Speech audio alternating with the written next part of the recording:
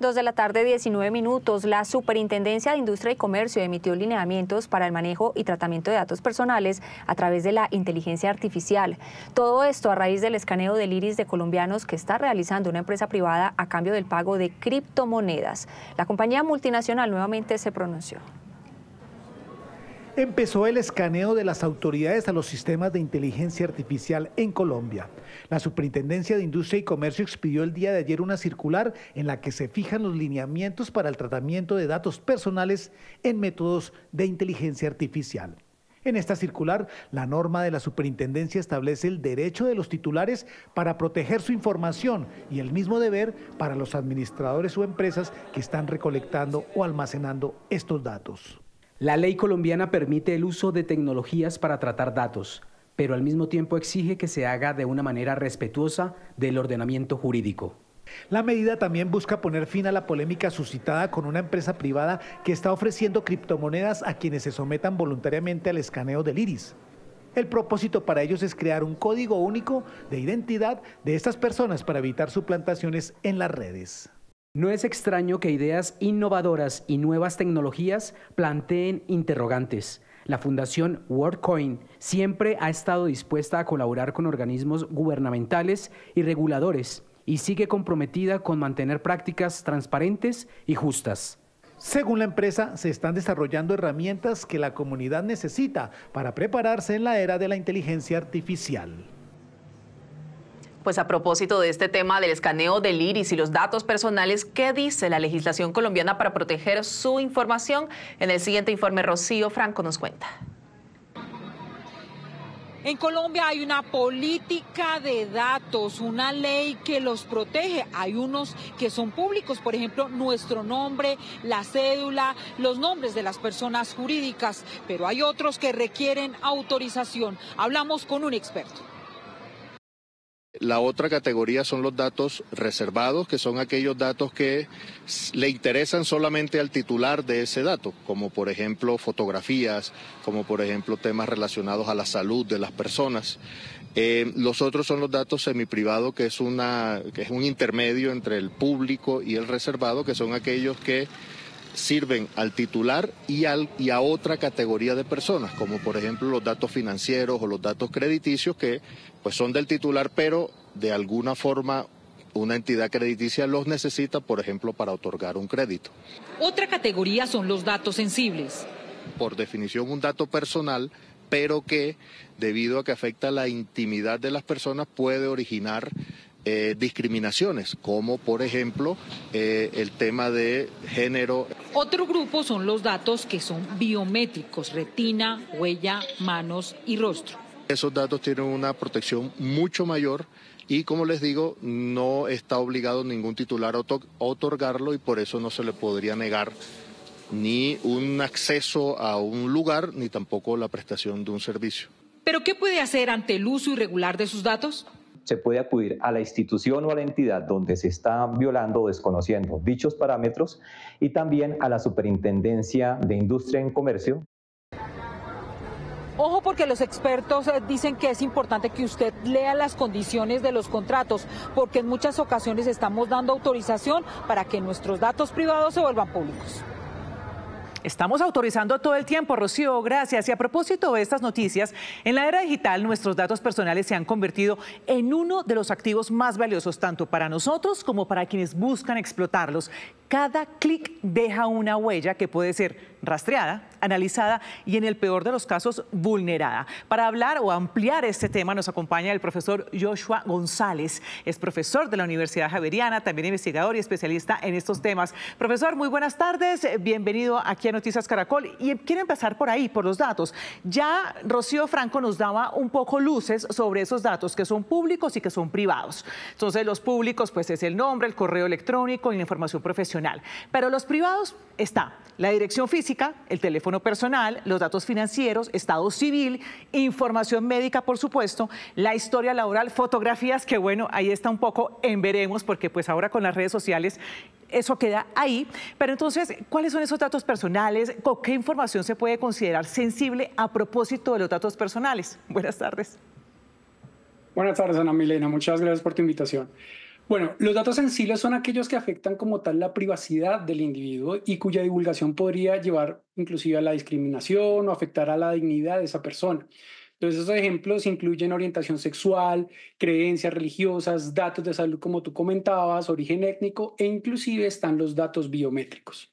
Sí, bueno, ahora veamos dónde quedan expuestos estos datos. Entonces, en las computadoras, por supuesto en los teléfonos móviles y en las tablets y en los dispositivos de almacenamiento.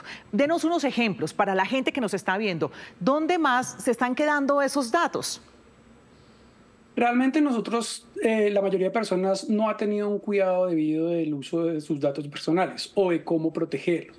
Entonces, sea bien en esas encuestas que en los centros comerciales uno puede dar, donde da uno los nombres, los apellidos y todos esos datos personales, inclusive en aquellas entidades de vigilancia, en la entrada de los edificios. Entonces, son como algunos otros ejemplos en los cuales nuestros datos personales se ven. Inclusive el hecho de que tú trataste de la foto, de la fotografía o de la imagen de una persona, es considerado un dato personal y aún así ahí se maneja una delgada línea, porque aquí entramos a debatir entonces cuál va a ser el uso de esa fotografía como tal.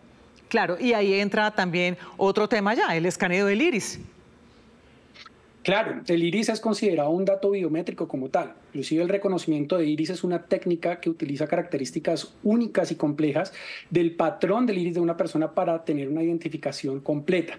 Como dato biométrico, el iris es altamente tanto preciso como seguro, ya que cada persona tiene un patrón de iris único, lo que hace que sea esto difícil de falsificar o de replicar. Inclusive en muchos sistemas de seguridad y control de acceso, el reconocimiento de iris se utiliza debido a su fiabilidad, convirtiéndolo en una de las formas más avanzadas de autenticación biométrica que tenemos hasta el momento.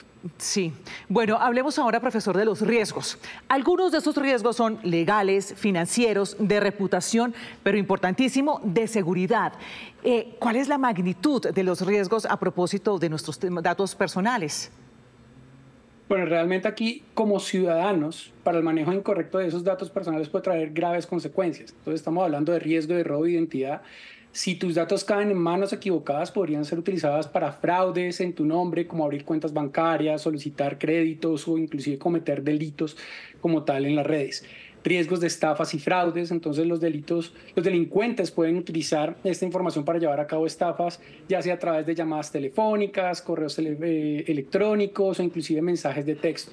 Vamos a tener un tema de pérdida de privacidad, o sea, la información personal puede ser expuesta públicamente o inclusive vendida a terceros sin un consentimiento del titular, lo que lleva a un acoso, manipulación o abuso. Y por último, podemos tener un tema de discriminación o daño reputacional. Entonces, sobre todo enfocándonos en lo que es los datos sensibles como opiniones políticas, religión, salud, orientación sexual, podrían ser utilizados en contra, provocando una discriminación. Ahora, cuando entramos a los datos biométricos, el tratamiento es un poco más delicado, porque realmente podemos considerar que el hecho de una fuga de un dato biométrico como tal es considerado como una muerte digital de este dato, porque no se puede volver a utilizar y aparte de eso, pues el dato ya quedó comprometido como tal y no hay manera de cambiarlo porque pertenece a la persona. Claro, no es una contraseña que usted puede cambiar cada mes o cada 2 meses.